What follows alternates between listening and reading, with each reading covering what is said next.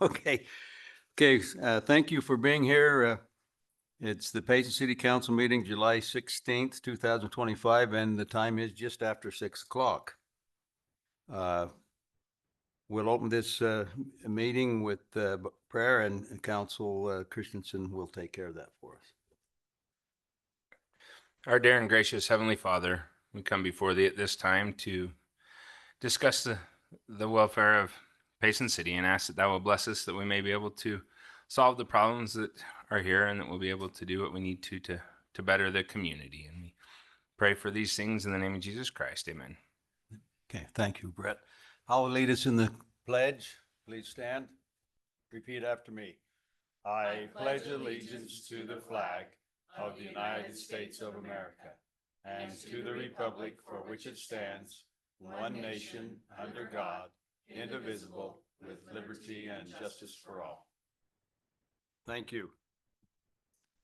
Okay, moving on to C, the consent agenda. Number one, approval of the July 2nd, 2025 City Council minutes. Number two, resolution, Payson View Estates, Plat I, development agreement. And number three, confirmation of monthly financial information.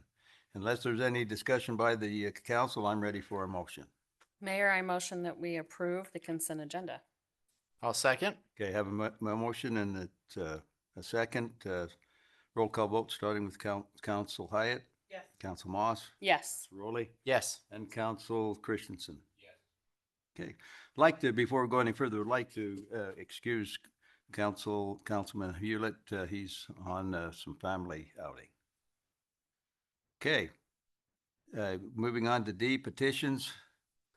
Chamber Business Employer Community Service Award. There'll be no presentation, so we'll go ahead and move from that one. Number two, Chamber Quarterly Report. Christopher, I saw you walk in. Come on up and address us. Thank you, Christopher, for being here. Thank you.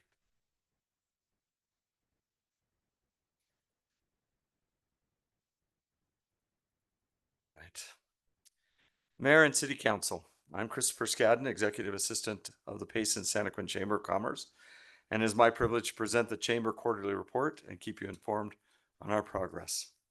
Thank you for your support of the Chamber. We couldn't survive without you, and we enjoy the collaboration and ability to serve our community together. This past quarter, we celebrated grand openings and ribbon cuttings for Payson High School, Moments on Main, Santaquin Canyon, Snapper Mexican Seafood.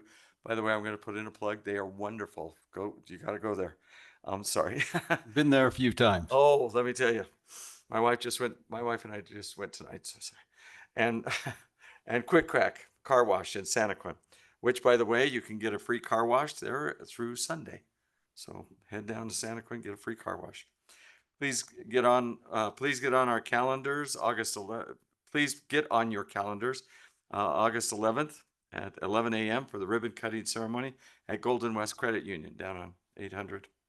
We were excited to participate in Adventure Day and the Scottish Festival and help promote these events along with our First Friday events through our newsletter. Our main focus for this quarter has been on the Santaquin Hometown Market.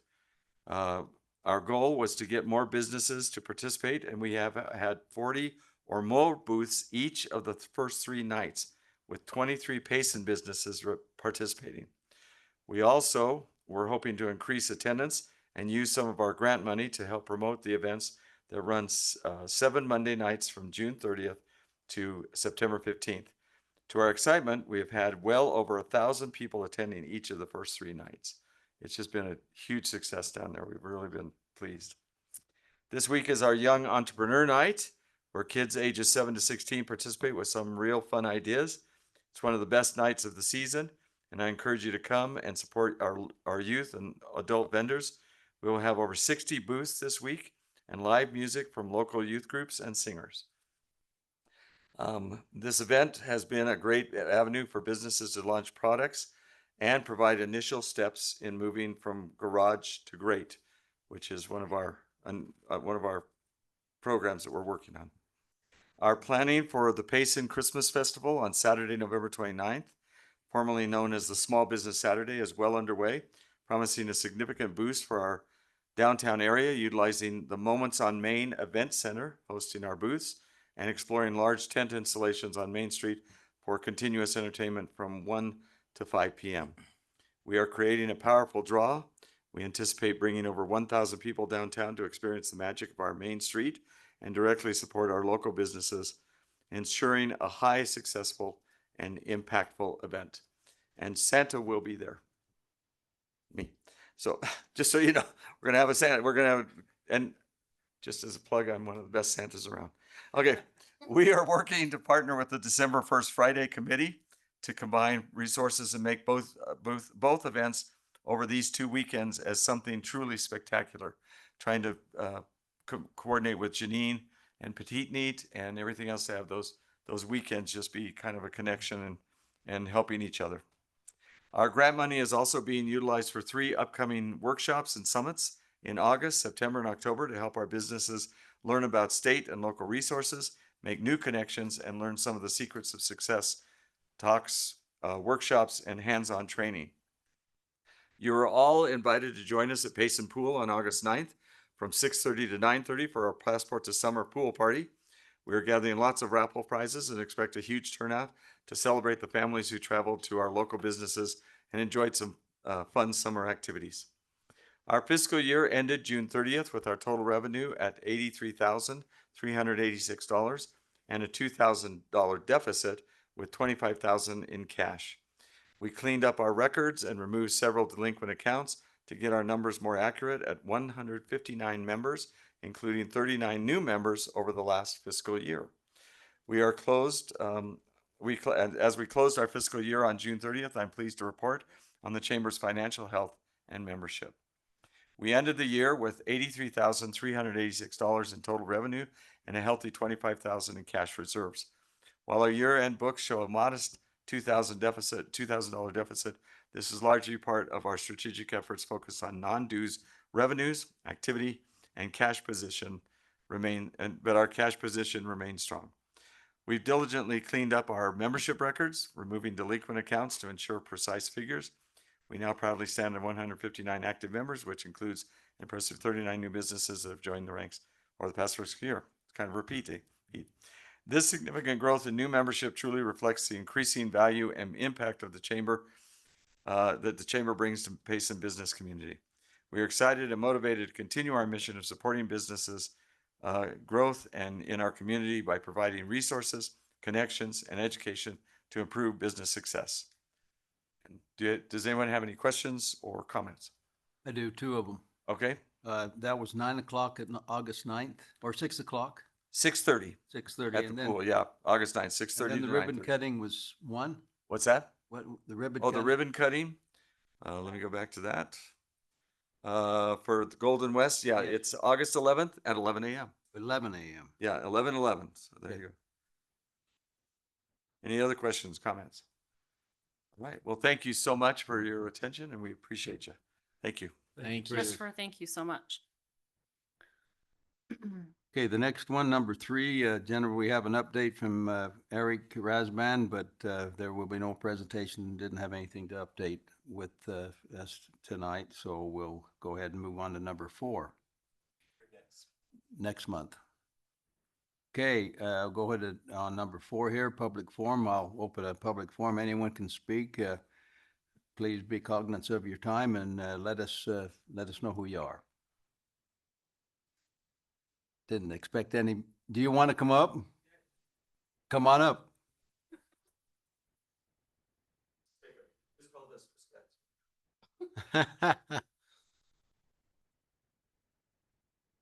You know, I do want to just say one thing. I've been interacting with the police officers from the Payson Police Department in both at the fairs and festivals, and seeing them out here tonight. I'm sure something was going on, but I just want to express my appreciation for the police and the police officers and the police department here in Payson. I think that they're just some of the best. And so I really appreciate them and appreciate the sacrifice that they make and also the duty that they serve for us. So thanks. Thank you, Chris. That's always good to hear. Anyone else? Anybody online if there's no one here? Okay. We'll go ahead and close the public forum. We'll go number 5, staff reports. Anybody from the staff would like to address us? Okay, Chief.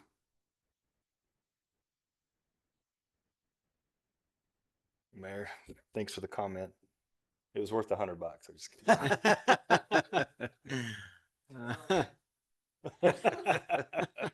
Mayor, I just want to invite the mayor and council out to National Night Out on August 5th at the Petite Meat from 6 to 8 p.m. We'll just do our standard celebration we hold every year up there. The fire department, us, and a bunch of community members for a little fun night for our kids and just a national night out against crime. So And what time is that? from 6 until 8. Petite neat. Petite Meat. Very good. Thank you. Thank you, Chief. Any other staff? Okay, we'll move on to the council reports. Do you want to be first, Teresa? Some of the people in the middle never get that option. No, what's that? He said some of the people in the middle never get that option. That's, yeah. We've fought for it for 8 years now. Okay. I'm sorry I ignored middle. Maybe Ann can slide over hers. And it doesn't work? No, it keeps trying to, oh, hello, can you hear me? No. Hello, can you hear me? Yes. So, spent Friday up at the park. It was quite fun. My daughter spent way too much money. But I get to sit up there and people watch because it was unique people that were there. The vendors were very, very nice. I noticed that because I dealt with so many of them. But I think it turned out good. I wasn't there Saturday. Sorry, I was out of town, but Friday, that was really nice. And your wife's little kebabs, they were a really That's a success. good addition. I noticed that. Yes. It's good. Thank you. So, and thank you, police department. We do appreciate you. Okay. Thank you, Teresa. Okay. It was really awesome to participate in the parade, the Scottish Festival parade, and hear all of those bagpipes and see all the people joining. And I love bagpipes. They're nostalgic for some reason. And it was neat to see everybody come out on Friday and Saturday. I was glad it wasn't so as hot as last year. The root beer and cream soda is always a big hit for my family. They always go get that. And it was really awesome to be there and meet some awesome people and see the pipe bands all play music together. That was pretty powerful. I had the opportunity to go to the firefighter barbecue is that Friday? Saturday. Always the best steak and the best company. We're so grateful for our firefighters. I think during the parade they got called out. So, or at least right after. Our firefighters go above and beyond as well to take care of people that have experienced fires, and they're doing a great job too, and grateful for our police officers too, and I need to mention the Chamber of Commerce and how much they work hard. Jim and Diane and Christopher and Lorene, and I'm missing people, but they work so hard and they do so much for our businesses here. And if any businesses watch this video later, and you're not a member of the Chamber of Commerce, I highly recommend you join, because you'll get a lot of help and assistance and guidance and everything from this committee. And as always, I just thank all of our staff and everything that you guys do. You guys are all amazing to work with. So thank you so much. That's all I've got. Okay, I'll take an opportunity to talk about the Scottish Festival too. It went really well. It's really, I think it's it's been the last, I think, 4 years that it's been a combined city event, and it's actually a city event, and certainly would never want to lose that festival.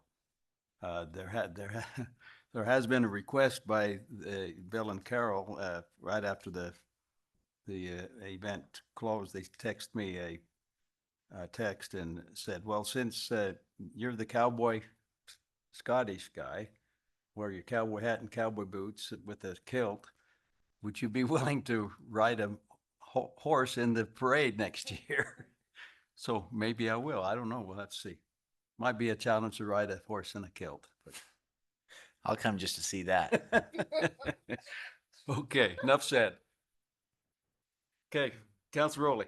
Thank you, Mayor. I want to thank the Parks Department and the guys down at the cemetery for keeping the lawns so nice despite the hot temperatures. We're blessed to have the water to be able to do so. But please make sure that gets them. They're doing a good job, and I notice, especially in our park after it gets trampled at events, it's amazing how fast it bounces back and it looks nice. And I want to thank all of those that participate in the Scottish Festival too, the mayor and Brett and Ann for representing us in the parade. And I went on Friday night as well. And it seems like every year it gets busier and busier. We're very fortunate to have that event, and all the people that come all around to participate. And I saw April Jones did an interview with a news channel and got some good exposure there for the Scottish Festival as well. I'm thankful for April. And then to the new elected people running for elected positions, good luck as the primary approaches.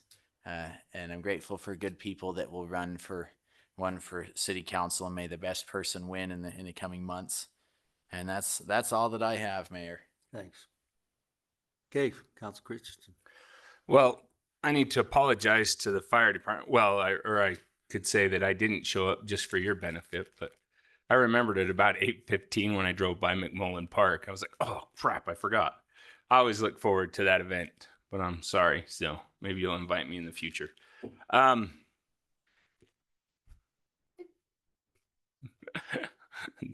a 50-50 chance, he's saying. I really appreciate the Scottish Festival, the work that goes into that. It was a lot of fun to see the parade. It was short and there wasn't a ton of people watching it, but it was a lot of fun. It was a busy weekend. And I appreciate those, the Parks Department and those that keep it moving. I saw our seasonal workers down there gathering the garbage cans. That was greatly appreciated. Keep that garbage cleaned up. And I didn't see a whole lot of dogs. I don't know that I saw any this time. But it's always good when they follow the rules. But anyway, thank you for all you guys do. Keep up the good work. Hey, thank you. We'll move on. E, action items. Ordinance citywide active transportation plan to be included in Payson City's general plan. Jill? Yes, I'm walking up. Ask, is there any minute drives? I said in the agenda preview meeting, I'm like, okay, I can do 5 slides or I can do 15 slides. Well, I'll go more than 5. Family to you too. $5 is all he offered. No. Anyway, no, I'll try to go through this quickly, but we have been working on this for a while. It's a very important plan. I'll go over the highlights. But if you have some questions, we definitely want to answer any questions you have as we're requesting for approval tonight. But as I mentioned, active transportation plan, these are just the overview of some of the information I want to share tonight. Just a little bit of background, purpose of the plan, analysis, recommendations, and then what we have planned for implementation for these facilities throughout our community. So the background, we were recipients of a technical assistance for governments grant through Mountain Land Association of Governments. So that is where we got the bulk of this money in order to prepare this plan. So that was needed, and we're grateful for that. Mountain Land Association of Governments is a great partner for communities. But part of the grant was to do the Payson Downtown Gateway Plan. We're still refining some things on that based on the feedback we got from the council. That will come back to you at a future meeting. But tonight we are prepared to move forward with the active transportation plan. But we do want to create a framework to support safe, accessible, connected, walkable, bikeable communities.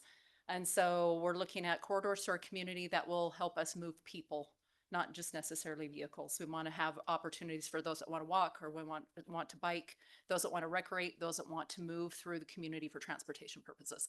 There's a lot of benefits with active transportation, health benefits, safety benefits, economic development, and then of course, quality of life. There's been a huge focus from this city council for quality of life and expanding the brand of Home to Adventure. And so we do appreciate that. We feel that this just aligns with that, as well as Payson was recently, I believe last year, a healthy Utah community.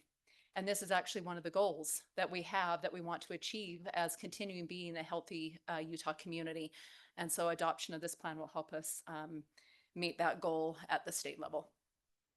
Purpose of the plan, we want to integrate this into our general plan. There's a lot of great ideas of this plan that we want to make sure is in part of the vision of the community, so we can build on that through regulations and through developments in the community. But again, it's providing mobility for several, people in our community. I guess another one that we could put on here is ADA for those that have those additional accessibility needs. But we identified priorities. We looked at implementation and funding, and of course, we wanted to make sure that we have some policies in place as well as some maintenance standards. So analysis, we took a lot of previous studies. Over the years, there's been a lot of different studies that have been done either at a local level or a regional level. And we wanted to make sure that we took those into consideration with developing this plan. So there's reference in there of those different studies and how we've incorporated them into our community plan. We also started with community destinations. We wanted to identify where in the community do people want to get, whether it's an employment center, or if it's a commercial district, or if it's schools. And so I have a map that demonstrates that. But we also took into consideration safety, the type of facilities. Are they on street? Are they off street? Are they intersections? Are they crossings? What the priorities of the community would be, and then design standards. So we started off with the Payson landmarks. So we've got a lot of things on this map here of, we wanted to say, okay, where's point A, where's point B? Where are people getting to? A lot of those started with schools or education facilities. We have institutions of higher learning that are either under construction or proposed in our community. Where's the transit stops? Where are the commercial areas? Where are those employment centers? So we're making sure that we're connecting not just neighborhoods, but also those critical landmarks in the community. But we also wanted to look at filling gaps between neighborhoods and those community hubs. So that was the basis of where we were starting to then draw those lines. Plan recommendations, there were several things here. Safety, types of facilities, priorities, projects, design, and implementation. I'll go into those a little bit further. But safety improvements, we started with crash data, started to look at the crash data that was on file. Were they, fender benders? Were there minor injuries, serious injuries? Unfortunately, we have a couple on there that were fatalities. So we definitely started with that to say, okay, how are we making safe improvements either along the corridors or at intersections? And where are those crossings, and can those crossings be improved? So those are listed there. There is some recommendations for subgrade crossings. Some of them are at-grade crossings, which we would need to have some additional safety measures for those at-grades. But anytime that we could find an opportunity where we could have a subgrade, so we don't have that vehicular pedestrian conflict, we wanted to take advantage of those. So that map actually shows where we can see those crossings. Types of facilities, again, sidewalks, your shared use paths, your bike lanes, your enhanced crossings. These are some of the cross sections that are incorporated into the plan to show the difference between a bike lane or a buffered bike lane or the shared use path.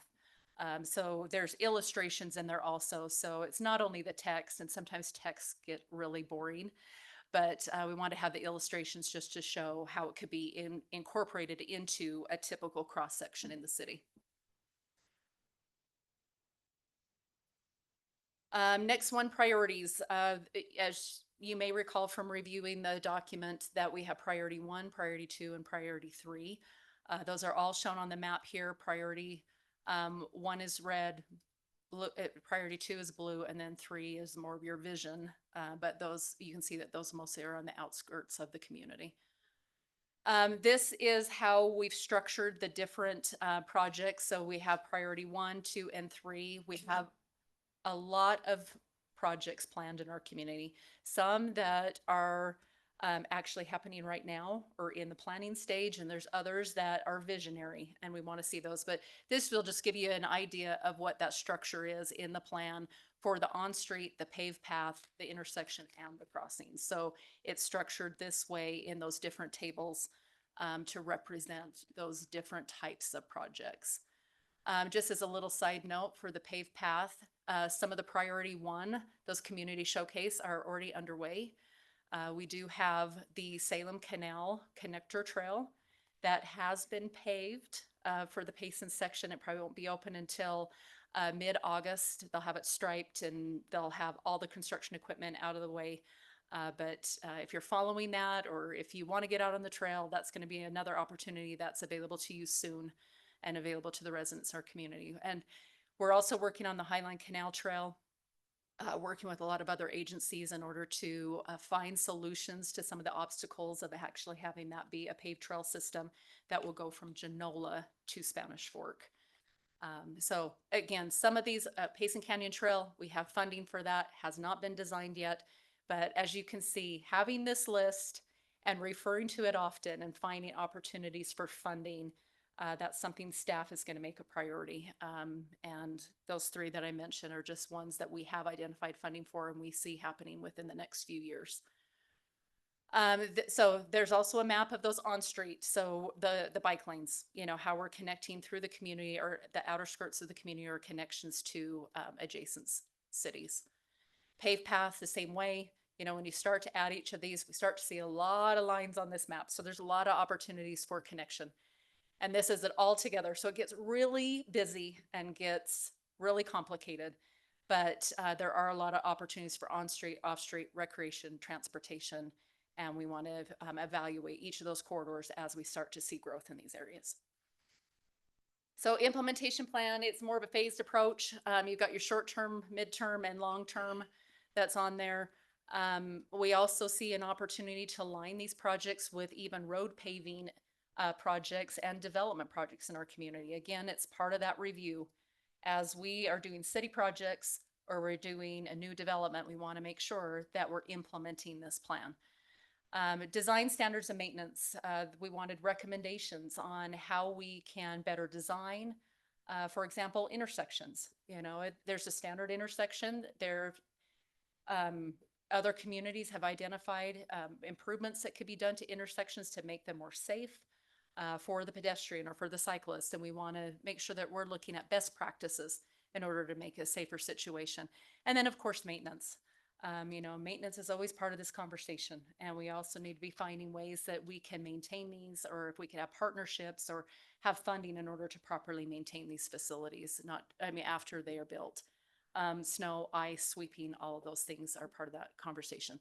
And then another thing that's really nice about this plan is the consultant team was able to put all together in one section a list of funding opportunities. So we know that there's a lot of funding opportunities out there, and sometimes we don't hear about them until after, you know, the grant period is closed, or maybe we weren't even aware of one that might be at a local or at a state level. And so they took the time to actually incorporate it into one section of this plan to say, these are all the different funding opportunities for either transportation and or recreation, because it depends on the type of facility you're building, and where we can go to get more information to make sure that we're stretching that dollar any way we can through those grant programs. And then also developer requirements. When development's happening, we want them building those facilities in their development.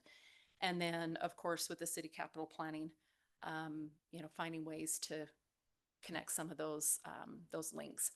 Anyway, as far as next steps, staff has reviewed this. We've made the adjustments with the consultants. We took it to the Planning Commission last week. The Planning Commission unanimously recommended approval. We had a great discussion. There was actually some discussion, and we do appreciate the Planning Commission and their work on this. But we're looking for the City Council to approve this and adopt it as part of the general plan.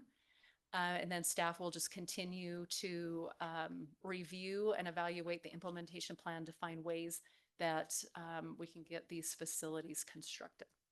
Do you have any questions for staff? Correct me if I'm wrong, but This can be tweaked. It is not necessarily something that is in cement. As we see a need to tweak it, we can do that. And also, one of the real big reasons to have a plan like this is to qualify for grants that would require that we have a plan.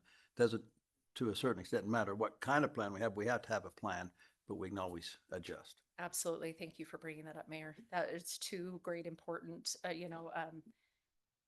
topics there or suggestions there, because a lot of the times with the grants, they just want to see that it's actually on paper, that it is part of the overall plan of the city, that it's not just, oh, we just put a line on a map. They want to see what our overall goals are. So that absolutely will help us with getting additional grant money. I know the Mountainlands would be a great ally in helping finding the funding and providing it for us. So Yes, which they were instrumental in this as well. Yep. We met with their staff in order to get the regional perspective, and that was really helpful. and the MPO, Municipal Planning Organization, that they deal with traffic, but it overlaps a little bit with this Yeah. kind of transportation Yeah, plan. they deal with the transportation, but we do go to the MPO board for money. Yep, yep. And so, yeah, which you are a part of, and your relationships with the other mayors and the commissioners is very helpful when we are applying for those transportation funds. Okay. Council, any questions? I think it's great to see it. It helps when we get developers coming in and we say, no, this is part of our transportation plan. We need these. This is part of it. We're not picking on you. We promise. It's throughout. And so it's always good to have it in the plan. Absolutely. Jill, thank you so Yes. much. You're welcome. If you had limited it to 4 or 5, I don't know which ones you would have not shown. That was a great presentation. If you haven't already, 'cause I haven't checked my email in a couple of days, can you email this to me? Yes. I'd like to see the maps. Mhm. I think this is a great way to encourage people to explore our town. And going on the trails and all the bike trails and all that stuff is a great way to do that. So I think it's wonderful. Thank you so much. Well, and I think even with the maps, when you go, there's one in particular that it will show the existing sections of map Mhm. or of trail in our community. And I think if somebody doesn't live in those areas of the community, I don't know if they even know that we have Right. trails in our community. And there's a lot of areas that we still need to connect. Yeah. But, that'll when you come. look at it, it's good to see that, we actually do have, several miles of trails in the city, but there are some critical connections that we still need. And then we also need to connect with, the pioneer neighborhoods of the community also. Mhm. We were doing our best from a planning perspective to get them built with Mhm. new development. We will continue to do that, but we also need to find ways to incorporate those into the core of the city. Yep. I love it. Thank you But so yes, much. I will definitely send it. It's a lot easier to zoom in and see the maps than it is on Yeah. the I presentation. know, I'm like, Yeah. I can't. But yes, thank Yeah. you. Jill, thank you. Yep. This is a robust plan. There's a lot that went into this, I know. So thank you and your staff, everybody that worked on it. And I hope as we have this plan, we can show this to Mr. and Mrs. Developer and say, hey, this is a legacy. You can not only build a quality product in Payson, but you can pave this section of path for us too. And I hope we can use this as a continued, I don't want to say bargaining chip, but an encouragement to developers to leave more than a house when they come into our community and leave a legacy and something those people that live in those houses can do and explore. And so I hope we can bring this plan up often and help show them of what they could do to truly help out Payson and leave a lasting impact. But this is a good plan. So thank you so much. Teresa, So I'm outside of the box tonight. That's weird. How many other communities require their developers to do this? And not only that, how much can we actually require the developer to do legally by what the state codes are? I think there's some exactions that we can do, and I think that staff is looking at that very closely of what we can exact. In many cases with development, the applicants are usually coming in and they're asking for something as well, which gives the city, and that puts us in a really good position to have a conversation about how those neighborhoods are laid out, and not only neighborhood services, but community amenities. And I think more and more cities, I think it just depends on the size of the community. I mean, we have a lot of rural communities that may not have professional staff, or they haven't experienced the growth that we have. But most communities our size and larger, active transportation has been embraced, and they are finding ways to work within their own city budgets or with developers in order to have these amenities. And a lot of developers, they see the importance of this. Yes, there are those times that we are just building homes, but most of the time when we're sitting and just talking with developers, they see the benefit of these amenities for marketing purposes, you know, and like Councilmember Rowley had mentioned, I mean, we're looking at it from, you know, what amenities are provided for our future residents. But I think from a marketing perspective, incorporating these improvements is usually welcomed. Yep. But yes, we have run into some times that they have not wanted to do those improvements. And I I know- don't have This- a problem but- with that. My thing is I just don't want us to ask for too much, especially if they're already putting in so much money for infrastructure and things like that. You know, it's like you said, it's a give and take.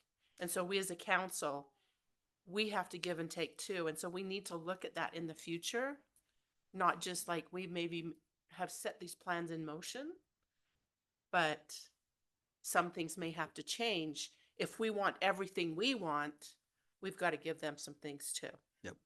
Well, and with transportation, you know, I know there's a lot of conversation about transportation and providing roads for vehicles.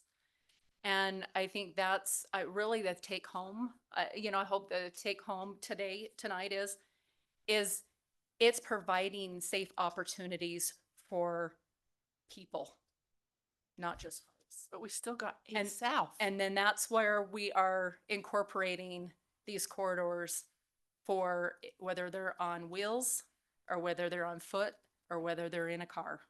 And so being part of the transportation master plan and having that and showing the safety components, and it's because it's not just about recreation. We do, you know, we come back to quality of life, but transportation is very important in our community. And yeah, but we do watch the exaction part and making sure that we're still within our ability and our right to require these things. And hopefully that makes Brandon happy. And within the law, I'd rather err on asking for too much than not enough. Then- And I think we should always try to get as much as we can. Well, it's maybe an overused catchphrase, but if you fail to plan, you plan to fail. And we don't want to fail.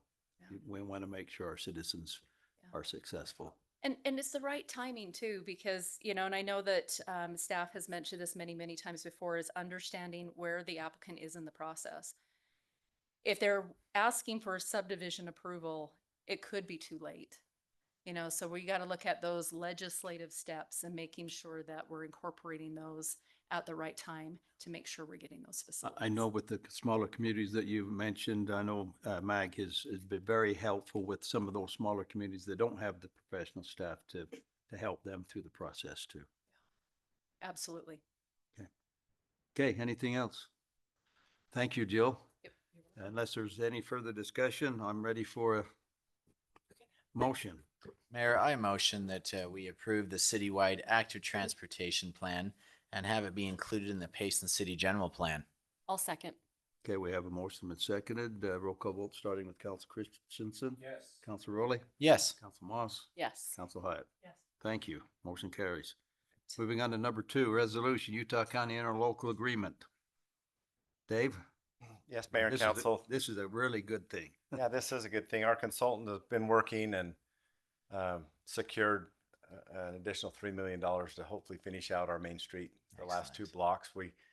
We will put that out to bid probably later in the fall. After the celebration, we'll probably start next spring, but this is a great boon to get that done. And so, yeah, we've got an interlocal agreement. Utah County will administer this. If you've looked through it, it's pretty straightforward. We'll probably next meeting bring back some agreements to amend some of the contracts we have with our consultant because of the work that was done. But Anyway, unless you have any questions, it's a great thing for us. Yep. The council, the county has already approved this too, so. So The where county commission's specifically already approved it. Just need our could this, approval. could this do then? Where specifically? What's that? Where specifically on Main Street could this It's the Two-block it's area. the last 2 blocks from 5th to 7th 5th to 7th? on Main Okay. Street. Yeah. That's And the Red last Pine phase. doesn't want to do it while they're all set up. Well, they honored their bid for the first 2 years, but I don't think they're going to honor the same price. But I think we'll put it out to bid. We may get a better bid, but we'll see what happens. I just like to see it all done at once, Yeah. but they might be a little tight pressed to get it. Yeah, done. it was too much to get it done now, and we've got the city Parade. celebration and parade and stuff like that. So they're going to button up hopefully by mid-August, and then once our celebration, we'll probably put it out to bid and with a start time in the spring. Usually, if contractors have lead time to know when they can do it, we usually get a better bid. Yeah. Well, I noticed that they moved north again. Did they? Yeah, they closed that road off right there by the park again. Yeah, I know. I forget about it and go there all the time, and I have to go around. Well, this week they closed it off more than it Yeah. was. So Yep. Can I ask just one thing? Yeah. So that road from the high school going south, you know, it winds around up to the Patterson's new subdivision. That's getting really holy and bad. Okay. Have we? I'm sure that Kent's got it on a schedule. Does he? I'm sure he does. I just- We can look at it. Yep. Trying to miss a lot of It's called defensive driving, Trish. practice, I thought when I started, it was speed control is what the potholes were all about. that too. Yeah. Good question. Yeah, we'll check. We'll look into that. Okay, thanks. Okay, unless there's other comments or questions, I'm ready for a motion on this item. I'll make a motion that we approve the Utah County interlocal agreement. I'll second that. Okay, we have a motion that's seconded. Roll call vote starting with Council Hyatt, Yes. Council Moss, Yes. Council Rowley, Yes. Council Christensen. Yes. Thank you, thank you. Motion carries. We go to F and that's the adjournment. I'll take a motion. So moved. Second? Okay, motion second. All in favor, say aye. Aye. Thank you very much.